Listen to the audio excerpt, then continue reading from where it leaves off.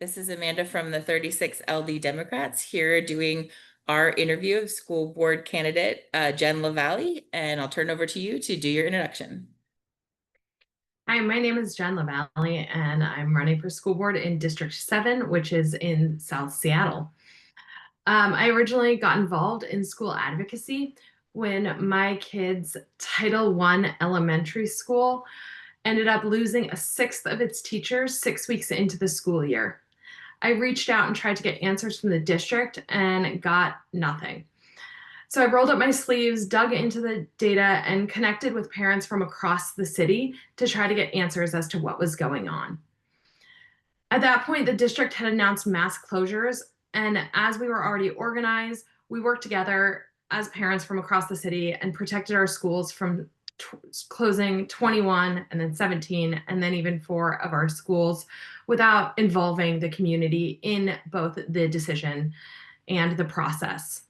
After that, I went into state level advocacy work, trying to get more funding for schools across Washington state, bringing hundreds of students to Olympia with the $1 billion bake sale. I've continued to track district data, show how enrollment and staffing decisions are done and are hurting Title I schools and understaffing them. I fought for equitable access to dual language, newcomer, and HC programs. I'm a working parent who lives every day with the challenges that we're facing. I've gone through remote learning and helping support kids that are way behind grade level. I've built community here through bike buses, craft nights, kids' clothing swaps, fundraisers for the food bank, and more. I constantly show up for others, and that's what I will continue to do on the school board. I'm running because Seattle deserves schools that work, schools that are safe, and leadership that listens and acts. We really need schools that families trust for students to succeed and for our communities to thrive.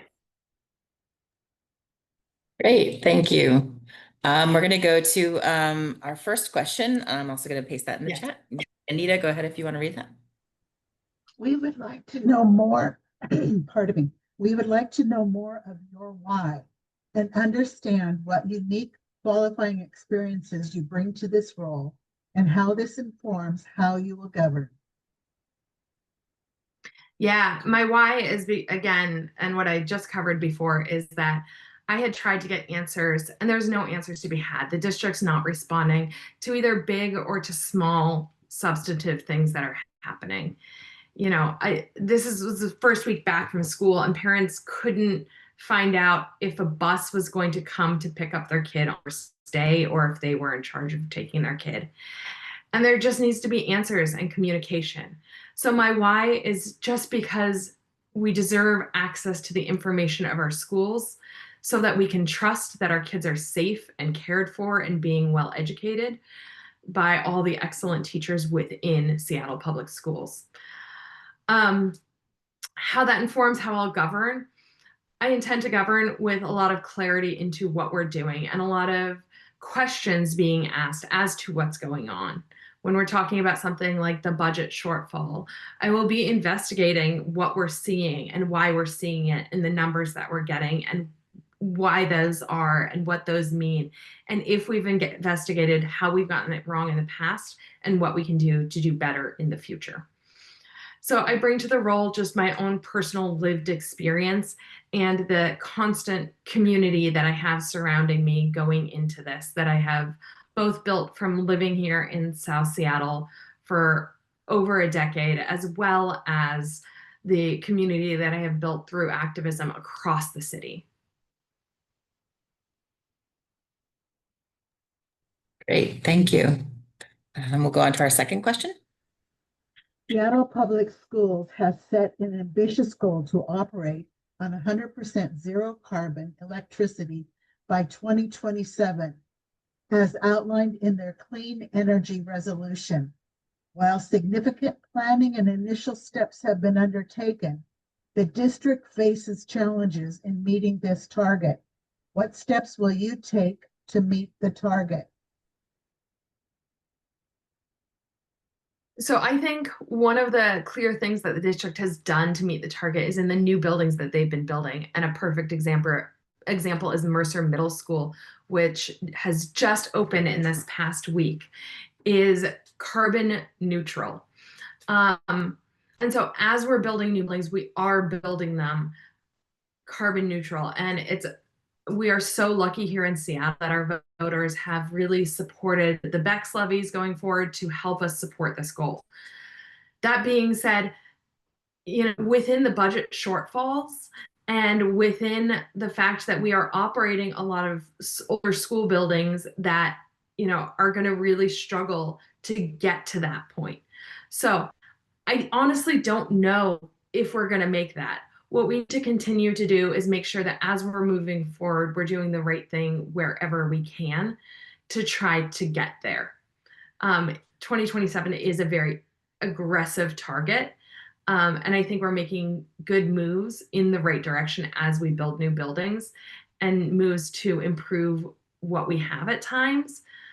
But within the funding that we have, it's a huge balancing act of trying to do that and also trying to staff schools accurately, which we are currently not doing. I'm sure everybody has heard about, as people go back to schools, that there are classrooms with 27, 28, 29 kindergarteners in a class. And that needs to be fixed as well. So it's going to be a hard balance to get there.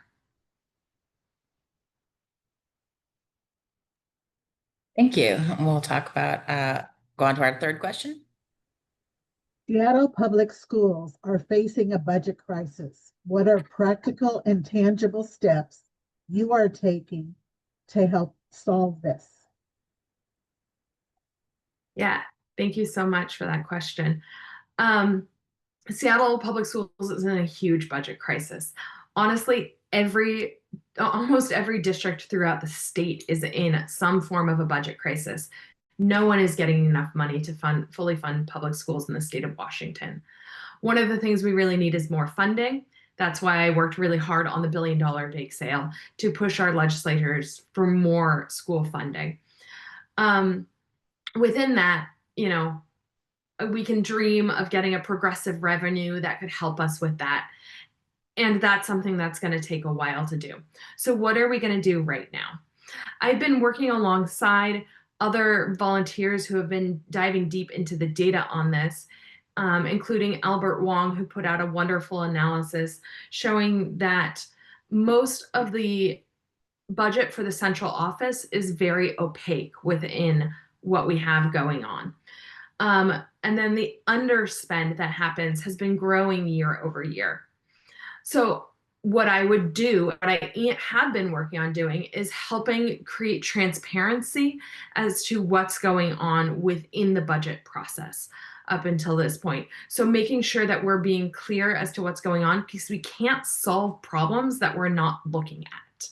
So we need to figure out why there's been increases there despite laying off critical workers from the central office over the past few years. So we need to balance that, as well as be very clear in what we're doing on cuts on our local schools. We might need to face some hard challenges and some hard cuts to our local public schools. But when we do that, we need to be very upfront about what we're doing and not just shortchange staffing based on enrollment numbers that are so often wrong.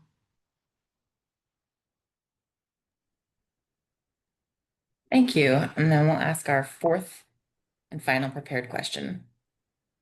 We're existing in a time of federal government hostility towards cities and counties like ours. A focus on this hostility has been public education, compounded by ongoing challenges at the state level. New initiatives are being filed to undermine civil rights in our schools. How do you anticipate navigating and leading when we face complex and dynamic challenges to our civil rights, laws, funding, and so on? Yeah, it's quite a time to be alive. We are going to face so many unknown challenges within the next 4 years and the administration that we are under. Within that, we need to have a strong backbone. We need to be unafraid to stand up and do what's right and protect our students where we know that we can. So much of this is going to depend on making sure that we have curriculum and good curriculum, even when it's going to, at times, potentially challenge the funding that we get. Funding for Title I schools is significantly under threat right now. So it's going to require us looking really hard at how we ensure that marginalized students are still getting all the necessary services that they deserve and that they need to in order to thrive. So, I mean, we really just need to make sure that we're sticking clearly to our principles and what we know is right for our students, and continue to push and make sure that we are doing our work, even when it's hard and even when there's pressure to change our policies and change what we're doing. There's also potentially going to be outside forces pushing. Right now there's a stop on additional charter schools in Washington, but I'm sure there will be push to have that change. And that's something we really need to make sure that we continue to make sure that we have strong public schools that are approachable, that people can get information from, that people trust, so that we can ensure that we continue to have strong public education in Washington state. Great, thank you. Those are our four pre-prepared questions, and we'll now have it open to our board members and members that have attended to ask questions. And you'll have a minute to respond to each of those. So we'll use the raise hand function if anyone has a question. I also have one from a member, so go for it, Anita, if you have a question. How soon to notify parents of an event at school? Sorry, can you repeat that? If an event happens at school that is important, how soon to notify the parents? I'm going to say as soon as possible. I don't know what type of event you are talking about. That can be all sorts of things. Obviously, in America, we face huge realities and fears of mass shootings in schools and in grocery stores, and parents need to know as soon as possible. But the first thing that needs to happen is trying to make sure our children stay safe.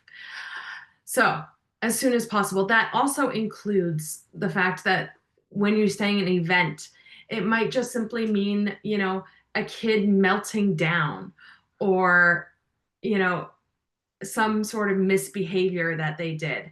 And still, I'm going to say that as soon as we can possibly be able to safely contact the parent and let them know what's going on, most of the parents here are here trying to support as we go through everything.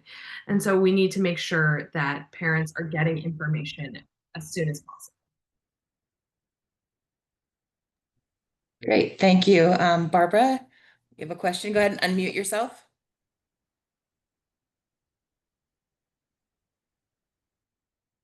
Hey, Barbara, you are still on mute at the second. Okay. Can you hear me? Yes, I can. I have a very funky microphone. So I would like to ask you about you as a school board member at your own school. Could you just give us a sense of what your priorities are with your own school, and what are the highest asks there? What's most in need, and how are you working locally with your own school? I just sort of a sense of how you're working as a school board member in your own school right now. Yeah. So sorry, there was kind of two parts of that question, I believe. The first was, as a school board member, what am I doing? Is that correct? Yeah. What are my priorities? My priorities at your particular school, yeah, with your children, and where you can be personally day to day. I'm interested, yeah, in your priorities. Yeah. So as a school board member, I would represent all schools in Seattle, especially those within my district area of South Seattle. And so my goal would be making sure that I'm kind of apprised in what's going on and what the needs are for all of them, which is a big ask as South Seattle needs more schools than any other district. Now, within my own school community, I am constantly engaging with teachers, figuring out what kind of the needs are, what their experiences are, talking with them and the administration on a day-to-day basis, really, as well as doing things like running the bike bus and helping out with making sure that our PTA gets shirts ordered for kids for every year. And so it's a constant thing that I'm doing, helping kids school safely, figuring out kind of who's running late usually and what we can do to help as a community. Thank you. Thank you. I do have a question from one of our members who's not able to make it. I'm gonna also post it in the chat because I'm gonna need to read it. This is from Dana, who asks, in 2020, the school board enacted policy 4311, putting a moratorium on school resource officers, SROs, and promised alternatives to police in schools. Are you committed to upholding the moratorium on SROs and keeping the promise to invest in alternatives, such as restorative justice practices and violence interruption programs to keep students safe? I'm going to answer that first. Yes, I am committed to that. My second part is there's a lot of nuance in that. Within that, students haven't been kept safe necessarily. And so we need to do better. We need to have more people in the schools, whether that's from volunteer organizations from outside, whether, that we are able to verify are safe to be in our schools around our kids. Whether that is from counseling services or something that we are able to provide, but are going to struggle to budget, as I talked about previously. But no, I do not support SROs in our schools, partially because we don't get the autonomy to decide if somebody needs to be removed. Also because guns are not the solution here. Bringing additional guns into school are not going to solve the problem. I don't mind partnerships with police in the long term if we need to address that. But quickly putting a SRO back in the school and conceding a bunch of the stuff to Seattle Police Department is not the way to go here, in my opinion. Thank you. Thank you. Do we have any additional questions from folks? I'll go ahead and ask just one more about just a practical kind of tactical level. How do you keep, how would you keep, and what are the best ways to keep in contact with parents and students and the folks that are your constituents as a school board member? Are, like Facebook, like phone calls, like in person, like what's your strategy there for making sure that you're keeping in touch with what they actually need and want out of a school board? Yeah.